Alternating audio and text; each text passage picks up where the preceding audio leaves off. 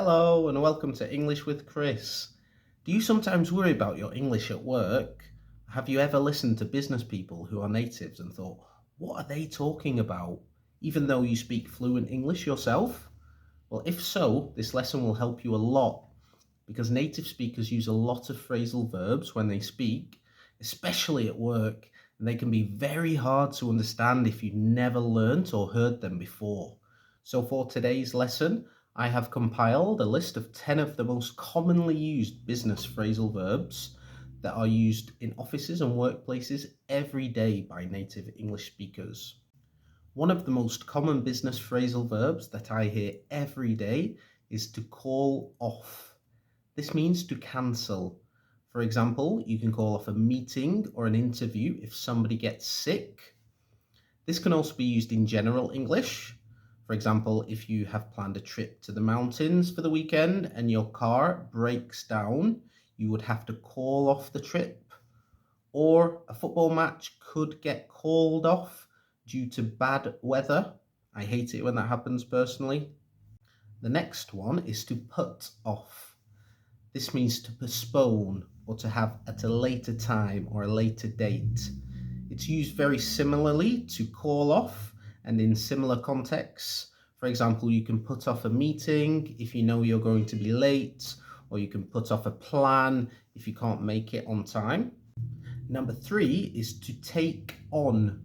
This is one of my favorite business phrasal verbs because it can be used in many different ways, and it means to employ or to gain something in a formal way. For example, you can take on new employees if you need more staff in your company, or you can take on more responsibility if you feel like you want to do more work. I can take on more students if I want to make some more money, or businesses can take on more clients. Number 4 is to factor in, and this means to take into account or to consider.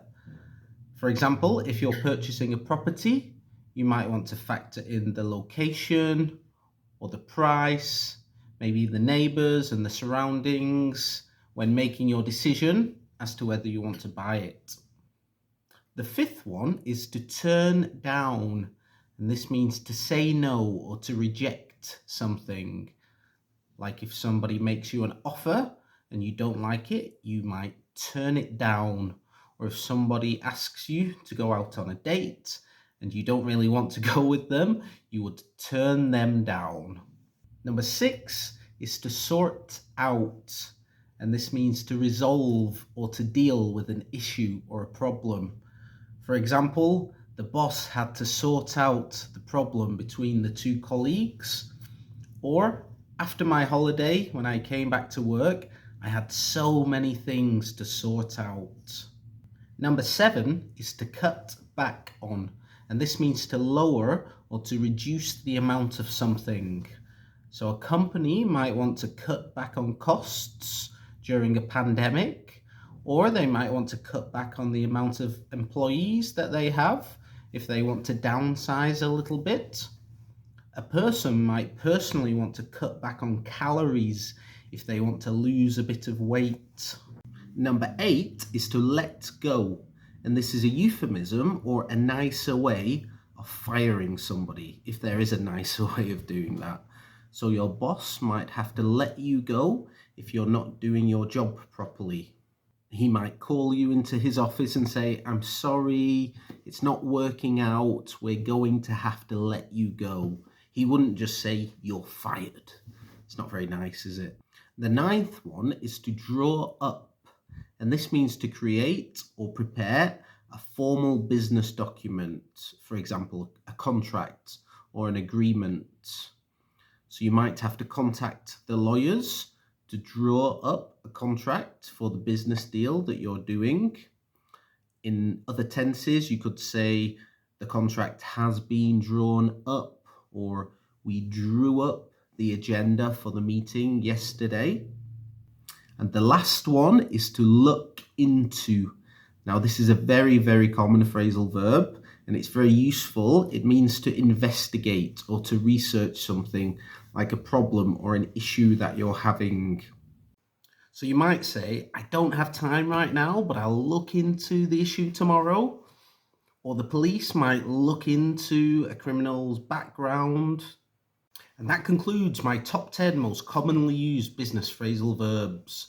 Now comes the interactive part of my lesson, where I want you to put into practice everything that I've taught you so far. So I'm going to give you a sentence without any business phrasal verbs, and I would like you to think about it and think what phrases you could put into that sentence to make it sound more businessy and more formal.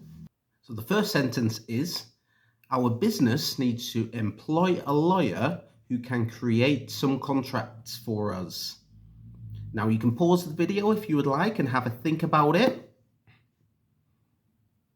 So a better way of saying that sentence, more of a native way of saying it, would be, our company needs to take on a lawyer who can draw up some contracts for us.